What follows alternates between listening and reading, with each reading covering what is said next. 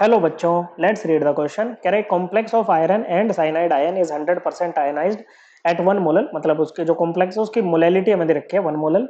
If its elevation in boiling point is 2.08 then complex is okay बच्चों। तो कौन सा कॉम्प्लेक्स होगा? के बी इबोलियोस्कोपिक कांस्टेंट दे रखा है 0.52 केल्विन केजी पर मोल। ओके बच्चों, तो मोलैलिटी कितनी दे रखी है सॉल्यूशन की? ये दे रखी है 1 मोलल, मतलब 1 मोल पर केजी।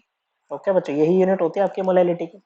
तो बॉइलिंग पॉइंट क्या होता है? देखो, बॉइलिंग पॉइंट वो टेम्परेचर होता है जिस टेम्परेचर पे लिक्विड का जो वेपर प्रेशर होता है वो इक्वल हो जाता है किसके? एक्सटर्नल प्रेशर के। वेपर फेज होता है, वेपर प्रेशर होता है बच्चों the pressure exerted by vapours of a liquid on liquid surface when liquid and vapours are in equilibrium with each other. तो सपोज करो ये आपके पास में प्योर वाटर था। ओके बच्चों, क्या था बच्चों? प्योर वाटर आपके पास में था। ओके बच्चों, तो प्योर वाटर जैसे मान लो वाटर से कंपेयर कर लेते हैं, ठीक है बच्चों। मान लेते हैं सोलवेंट हमारा वाटर है, तो वाटर का जो आपका बॉइलिंग पॉइंट होता है, प्योर वाटर का बॉइलिंग पॉइंट मान लेते हैं टी नोट बी है। क्या है बच्चों? टी नोट बी है बॉइलिंग पॉइंट। ओके, अब इसमें जब हम सोल्यूट ऐड करते हैं ना बच्चों, क्या ऐड करते हैं बच्चों? सोल्यूट ऐड करते हैं। याद रखना, वेपर प्रेशर जितना ज्यादा होता है ना, बॉइलिंग पॉइंट उतना ही कम होता है, क्योंकि वो कम टेम्परेचर पे ही एक्सटर्नल प्रेशर के इक्वल हो जाता है। तो जब इसमें सोल्यूट ऐड करते हैं ना बच्चों, तो वेपर प्रेशर जो होता है ना बच्चों वो डिक्रीज कर जाता है, जिसके कारण जो रिजल्टिंग सोल्यूशन आपका बनेगा ना बच्चों, जो कॉम्प्लेक्स ऐड किया है आपने सोल्यूट। ओके बच्चों, जो सॉल्यूशन होगा ना बच्चों, उसका जो बॉइलिंग पॉइंट होगा, मान लो टीबी है, टीबी की वैल्यू ना कम होगी टी नोट बी से। या नहीं, कम नहीं बच्चों, ज्यादा होगी, क्योंकि बॉइलिंग पॉइंट बढ़ेगा ना, वेपर प्रेशर घटेगा, तो वो बॉइलिंग पॉइंट क्या करेगा? बढ़ेगा बच्चों। टीबी की वैल्यू टी नोट बी से ज्यादा होती है। ओके, और ये जो डिफरेंस होता है ना TB minus T nought B, इसको क्या बोलते हैं? इसको बोलते हैं डेल्टा टीबी। ओके बच्चों, डेल्टा टीबी मतलब elevation in boiling point which is a colligative property depends on the only on the amount of solute, not on its nature. Okay बच्चों, और ये डायरेक्टली प्रोपोर्शनल होती है सॉल्यूशन की molality के। जब यहाँ से हम प्रोपोर्शनैलिटी का साइन हटाएंगे बच्चों, तो डेल्टा टीबी हो जाएगा आपका के एफ इंटू मोलैलिटी। के एफ नहीं, सॉरी, के बी। के बी इज व्हाट? इवेलियोस्कोपिक कांस्टेंट, और ये सोलवेंट की प्रॉपर्टी होती है बच्चों। लेकिन क्या होता है, जैसे मान लो NaCl आपके पास मान लो सोल्यूट होता, मान लो, तो ये तो लेकिन पानी में जाके टूट जाता बच्चा, Na plus plus Cl minus की फॉर्म में। आप मान लो इसको 1 मोल लेके चले, लेकिन एक्चुअल में आपने कैलकुलेशन तो 1 मोल के हिसाब से कर दी, लेकिन effective number of solute particles तो 1 मोल से ज्यादा होंगे ना बच्चों, ये डिसोसिएट हो गया बच्चों। तो ऐसे में एक्चुअल कोलिगेटिव प्रॉपर्टी की वैल्यू में और ये कैलकुलेटेड वैल्यू में फर्क आ जाता है बच्चों, जिसको हम दूर करते हैं वेंटो फैक्टर लगा के, जो कि इक्वल होता है actual colligative property divided by calculated value of colligative property. तो डेल्टा टीबी जो हमें दे रखा है ना, ये एक्चुअल वाला दे रखा है। ओके, और डिफरेंस है टेम्परेचर का, तो डिग्री सेल्सियस और केल्विन दोनों में सेम रहेगा। तो क्योंकि यहाँ पर केल्विन में है बच्चों ये, तो हम भी केल्विन में ही ले लेंगे इसको, 2.08 केल्विन। ओके बच्चों, तो ये किसके इक्वल होगा बच्चों? ये आयोटा इंटू के बी इंटू एम के, मोलैलिटी के इक्वल होगा बच्चों। तो हम यहाँ से क्या कर सकते हैं बच्चों? आयोटा निकाल सकते हैं, फिर इन चारों का आयोटा निकाल के कंपेयर करेंगे, वेंटो फैक्टर निकाल के कंपेयर करेंगे कि कौन सा कॉम्प्लेक्स हमारा होगा। तो यहाँ से आपका वेंटो फैक्टर कितना आ जाएगा बच्चों? ये आ जाएगा 2.08 केल्विन अपॉन के बी की वैल्यू क्या है बच्चों? 0.52 केल्विन के जी पर मोल है। ओके, मोलैलिटी है आपकी 1 मोल पर के जी।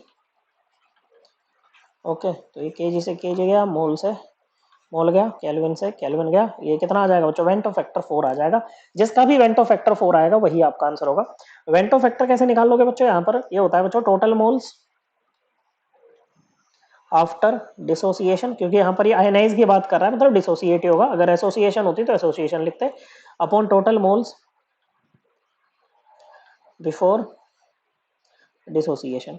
अब मान के चलते हैं कि सबके हमारे पास ना शुरू में ना 1 मोल थे। कितने थे बच्चों? शुरू में सबके हमारे पास में 1 मोल थे।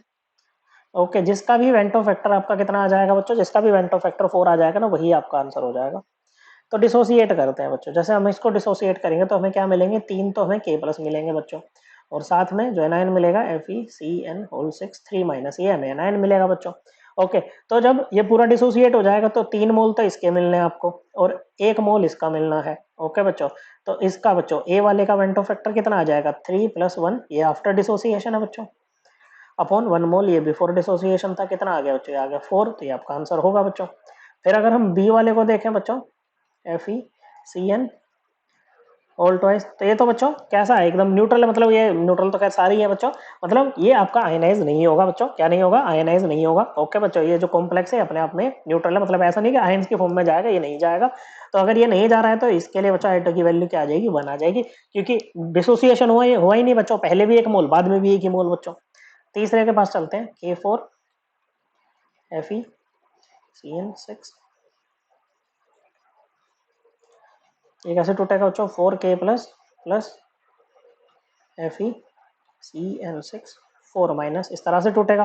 तो ये शुरू में मान लो 1 मोल था, ये कुछ नहीं, ये कुछ नहीं। जब ये पूरा डिसोसिएट हो गया तो इसके 4 मोल आ गए बच्चों, इसका 1 मोल आ गया। तो इसका सी के आयोटा वेंटो फैक्टर कितना आ जाएगा बच्चों, 4 + 1 मोल अपॉन 1 मोल, कितना आ गया बच्चों, 5 आएगा, 5 आ गया इसका। तो ये अभी आपका आंसर नहीं, ये भी आपका आंसर नहीं। इसकी अगर बात करें तो ये कैसे टूटेगा, 2K plus plus FeCN6 2 minus ऐसे टूटेगा बच्चों। जब ये पूरा कंज्यूम हो जाएगा बच्चों तो ये इसके 2 मोल बनेंगे और इसका 1 मोल बनेगा। तो ये सी वाले का कितना आ जाएगा बच्चों, ये हो जाएगा 2 + 1 mole upon 1 mole equal to कितना बच्चों, ये आ जाएगा आपका 3। कितना बच्चों, ये आ जाएगा आपका 3। ओके बच्चों, तो ये भी आपका आंसर नहीं होगा। वेंटो फैक्टर 4 किसका आ रहा है बच्चों, ये आपका पहले वाले का आ रहा है, तो यही आपका आंसर है बच्चों। ओके, तो कौन सा कॉम्प्लेक्स बन रहा है बच्चों, K3FeCN6 बन रहा है। Correct answer is option A. I hope आपको ये एकदम क्लियर हो गया होगा। थैंक यू बच्चों।